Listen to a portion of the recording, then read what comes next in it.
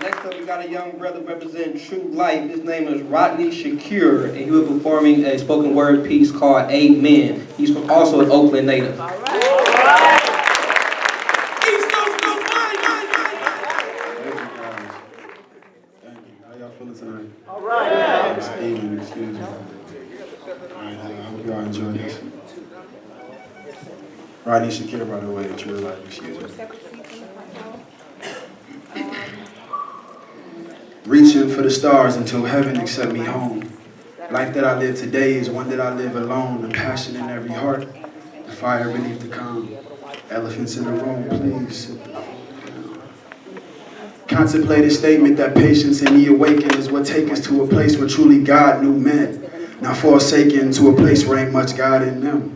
I pray to God, amen, that I can save my soul. Gotta see some things before I'm ready to go. When opportunity knocks, I 211 that hoe. I'm upgrading my bitch. For something better you don't. Understand me you won't. Until you please sit down. Let me school you, give you another move. Energy that can move you. Swifter than young Kabutu. King because he never knew to. Not be him. How can it not be fixed?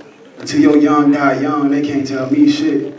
I heard a natural improv, could never read no script. I must be on the right path the way I feel my shit. I write these lyrics praying that you listen. Not only listen, I hope you feel it in your soul and decide to do something different. I'm on a mission from the God, fearing what's in the mirror. Listening for a sign, God tell me now, can you hear us? That Bentley now isn't near us cause I just buried my dog. Strong enough so his daughter know daddy is with the God. That's the realer though. Fuck a centerfold, I need residuals.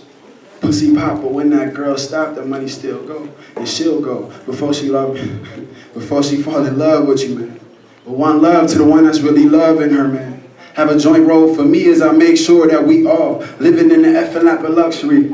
I say she be a damn fool not to mess with me. And I'll be a lie to say she not good company. Luckily, there's light within every storm. A right within every wrong. Truth within every poem. The music for moving on. Enlighten the life in the man that's searching for brighter calm. Cause it might be the life in that man that leads you to shady palms. And hug you with 80 arms. They kill us cause they don't care. They kill us cause they don't care. They kill us cause they don't care. They taking advantage of understanding we not aware. I'm taking advantage of understanding, so now I'm here. Speaking the truth in my youth, 23, and praying we persevere. I'm Rodney Shakur.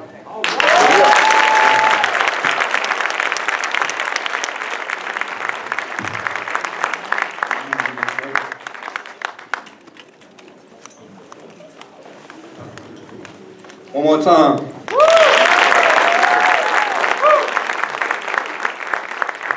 we got one more artist up for y'all. He actually made a point. We gotta read this slow. He is the CEO of a highly successful company called Chessboard Enterprise and Definition Training, coming from Newark, New Jersey, to discuss his newest project, Wonders of Wealth and the Haitian Revolution. He is a descendant of Toussaint Overture. So please welcome Solon Toussaint Baptiste.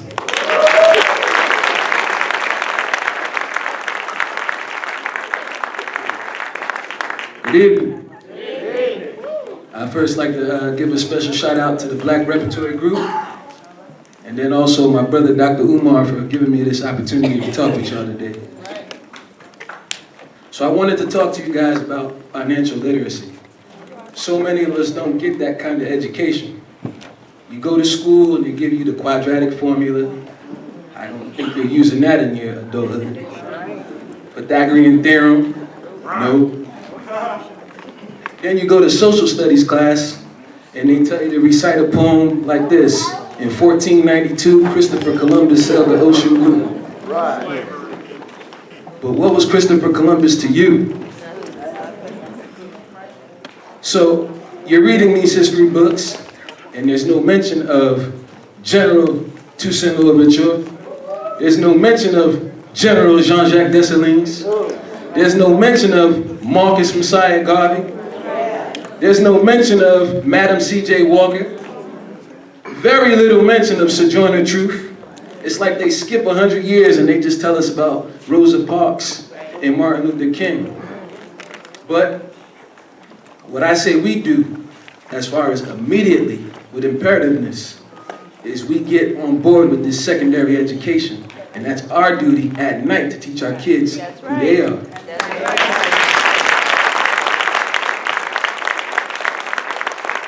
So what happened to me was, my parents, they came from Haiti in 1974. I'm the first generation born in America.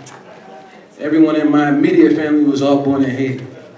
I was born in Newark, New Jersey. And when I came, all my dad knew was education is the way to go. Education is the way to go. Education is the way to go. But when I went to school, I started to fail when I realized that school was leading me towards failure. I didn't become a true scholar until I decided to teach myself everything the school didn't want me to learn. That was when I took it upon myself to go to the library and get books on investing. That was when I took it upon myself to learn how to write grants, how to look for capital investors. That was when I took it upon myself to develop my financial lexicon. I wanted to know things like assets. I wanted to understand tax laws. I wanted to understand things that would help me in my adulthood, not to pass a class. Another thing that I started to notice was all my teachers couldn't relate to me because when they left at 3 o'clock, they went up in the hills. Another thing that I started to notice was all the businesses that I was patronizing. I was giving my money to people who took that money out of the community and went up in the hills. This started to bother me. I looked around and I just seen desolate corners with broken men. A lot of broken men. Anytime I wanted to ask for a job, I would have to go to someone who didn't look like me. This is a problem. What our young people need to do right now, again, with imperativeness, is start getting that entrepreneurial spirit back again. So, as it may be, the most prosperous time for African Americans in America with 3 Ks was the Roaring 20s, correct? Black men and women were making their own clothes. They were making their own shoes. We had tailor shops, laundromats, dry cleaners, car wash, you name it, we did it. Today, tell me where you see that. I live in Los Angeles right now. And I'll tell you straight up, you're no longer in the working class. In fact, it's so bad. Before there was a time, there's a phrase they used to call pounding the pavement. You would get up in your threads, you would have a resume and a cover letter in that briefcase or whatever that bag you had, and you would pound the pavement. You would go to business. Hey, you hiring? Hey, look, this is what I can do. I'll be on time, I'm a hard worker, give me a shot, here's my resume. If they said no, okay, you went to the next building, but you were able to pound the pavement.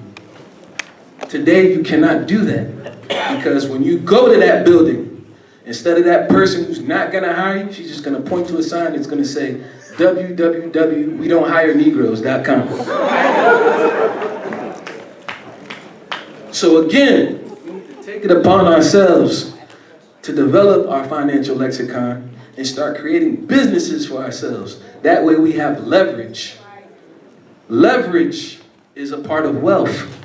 My acronym for wealth is wellness, the W. Wellness, being your state of well-being. The E, enterprise, meaning ownership. You have something that you own and control, it's yours. The A is for attitude. Attitude being a positive attitude, your manners, your decorum. The L, again, leverage. If this sister knows how to do hair, and this brother here has a clothing shop, hey, I'll give you 2 shirts, you do my hair. Leverage. The T is for time. You see, time is precious. Time is not money. Time is life. time, once it passed, you don't get that back. So we have to take the time right now with urgency to start getting into the mindset of creating generational wealth. And lastly, the H is for your health. Your health is a state of well-being. You ever heard of clean bill of health? That means that tab is already paid for. No money comes out. Now, one thing I can say for certain that happened to me that changed my life was I found a mentor. This is very important and very key, because what a mentor allows you to do is they allow you to sit and watch. You're getting a learning experience in terms of what it takes to be successful. Now, my mentor, he had two really cool businesses, but the one is the one I modeled my first company after. He used to carve wood. He made his own furniture. He didn't go to any of these stores and shovel out $400. He made better product in his garage than anybody who could sell something to him. That's wealth, because that money stayed in his pocket and it went to his family. Generational wealth, teaching our young people our history, our proud history. You see, I was fortunate. I didn't learn about Zeus. I learned about Toussaint. I learned about the phrase coupe tête, boule kai, meaning cut their heads and burn their homes. I learned about enslaved Africans kicking the French, the Spanish, and the English out of an island that they got transplanted at, and then claiming it for their own. I didn't have Hulk Hogan on my wall. I had Jean-Jacques Dessalines on my wall. You see, I didn't have Superman and Batman. I had Marcus Messiah Garvey to look up to. These are the things that we need to implement in the home. So when they step out, they're better prepared for the world. Because everybody else that we can think of have their people that they can look up to. But for some reason, they constantly force-feed us. Superman, Batman, Spider-Man, people that don't look like you. That's right. They have television shows that make a mockery of you. That's right. And you watch it. That's right. Anytime you see shows like Lucifer being promoted, it's time to turn off the TV. Anytime you see shows like Empire that is persuading our young people to sell drugs and do rap music and cool out and be walking minstrels, it's time to turn off the TV. The real knowledge is in the book. That's right. It's something powerful about flipping through those pages That's right. and looking at the depth of the pages that you done read and letting those words permeate in your brain. I'm gonna tell you something straight up. Education is immutable. Once you obtain it, they can't take it back. They can't take it back. The goal, as it stands, is to send our young people to Rutgers instead of the rehabs. Cornell instead of the corners. Grambling instead of the graves. Princeton instead of the prisons. Yale instead of jail. Howard instead of the halfway houses. Morehouse instead of the mortuaries. We need to do something serious right now. That's right. And the call for it, I'm saying it to you right now as I stand, is secondary education. That means we have a community that's teaching our kids the stuff that they will not get in the school. That's right. You need to learn how to cook your own food, because you can't trust that $1.50, 10 nuggets. You can't trust that. It's like white plastic breaded with crumbs. You can't trust that. Greased up fries, dipped in the same oil it's been in for 5 years. You can't trust that. You know how to make rice. Basic things that's gonna help keep you healthy for your survival. Even if it's peanut butter and jelly. My man, George Washington Carver, showed you can live off of that. I'm not telling you I want you to, I want you to eat right. But if need be, you can live off that, because that's survival instincts. But when you're depending on these corporations that don't care about you to feed you, I promise you, that's an early grave. That's right. because that cheeseburger ain't meat.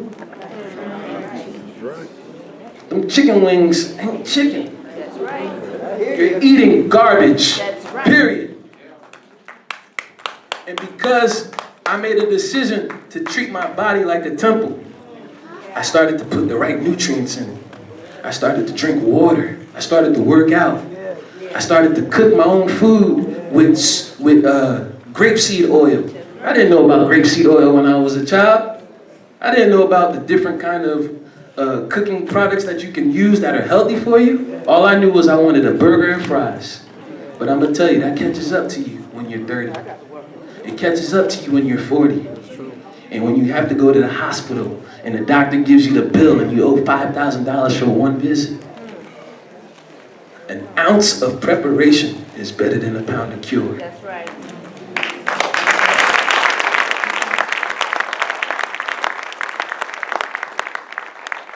So I'm gonna give you some quick terminologies I want you to know, just so we get in that mindset of creating our own businesses again and becoming the entrepreneurs that our ancestors were. Because our roaring 20s is exactly 3 years, 7 months, and 2 weeks away. I'm calling it 2020, the vision era, all right?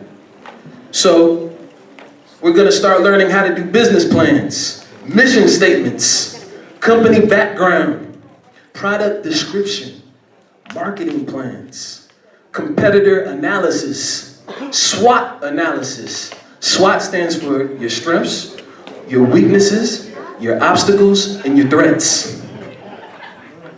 Your operation management, your financial planning, your timeline, and then your executive summary.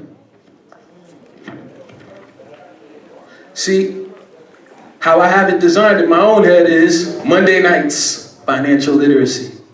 Tuesday nights, culinary arts. Wednesday nights, trade and technical skills such as woodworking and creating stuff with metal. Thursday nights, CQC, close quarter combat. You need to know self-defense. That's right. That's right. If you're not paying attention, you're a target. Immediately. And the only way to not be a target is to obtain knowledge. You see, I got some really great advice when I was young. I was told, don't be a victim. Don't be a perpetrator. Don't be an instigator. And don't be a bystander. I'm gonna repeat it again. Don't be a perpetrator. Don't be a victim. Don't be an instigator. And don't be a bystander. Friday is for our family theater. And no, I'm not talking about sit your kids down and let them watch these coon slave movies. No, I'm not talking about that. What I'm talking about is having family discussions on Madam C.J. Walker's business plan and how she created multiple companies that did multiple things. She had a relaxer branch. She had the hair comb branch. She had the salon.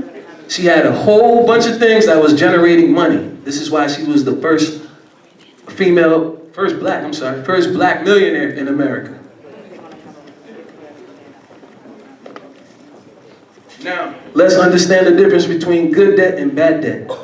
Good debt is education, real estate, businesses/companies, your loved ones, and then community outreach. We have to give back. Each one reach one, each one teach one. In the race for success, we're in for the long run. Bad debt is consumer debt, your liabilities. Some of you will hit the jackpot. Lord willing, God willing. Don't go out and buy that chain. Don't go out and buy that expensive car. Reinvest that money. Give that money to your family and have them create businesses and generate more money. This is called generational wealth. And everyone else is doing it. Okay? You have to understand, going to the NBA is great. Only if you're thinking in terms of corporation. Someone gets paid to do the video editing. He's still in the NBA. Someone gets paid to be a physician. He's still in the NBA. Someone gets paid to draw up plays. He's still in the NBA. Don't limit yourself to just being a player. That means you're just a pawn. In life, you have three choices. You can give up, you can give in, or you can give it your all. I hope you do the latter. Now, until you can ignore ignorance and neglect negativity and disregard disrespect, you're not ready for success. Success is when you see your goals, understand the obstacles, create a positive mental picture, clear your mind of self-doubt, embrace the challenge, stay on track, and then show the world your worth.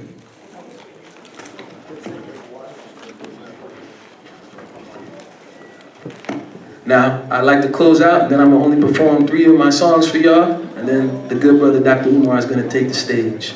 But the 3 things that you're going to need to get started: you're going to need a vehicle, and the vehicle is what gets you from A to B to C to D.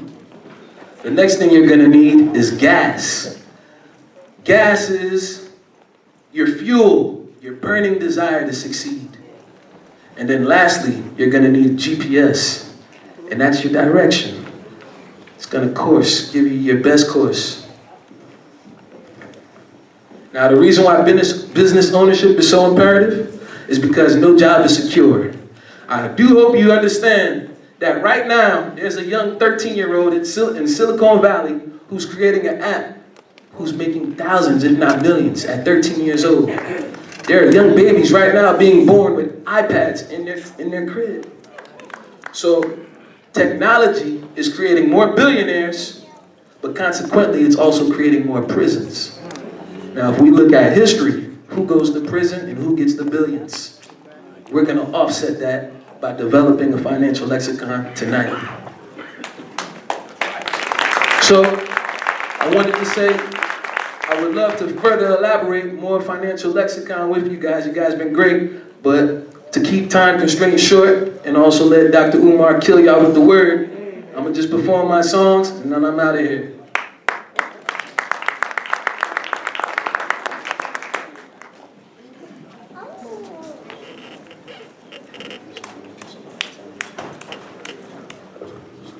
Y'all watch out, we finna bring my grandmama couch up here so we can have some more seats.